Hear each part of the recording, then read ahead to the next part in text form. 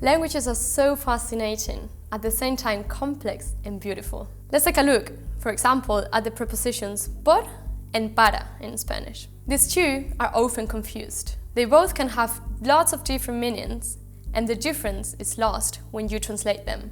Let's have a look at the basic difference. When expressing the cause or the reason why you do something, we use por. Estoy sin voz por cantar mucho. I lost my voice because I sang too much. Here, you could translate this as because, and it's typically an answer to the question why. On the other hand, we use para in order to express goals and purposes. Hago un curso para mejorar mi español. I take a course in order to improve my Spanish. In here, it would mean in order to, and it's typically an answer to the question what for. It's also kind of a reason, but it is a reason in the future. It is a goal.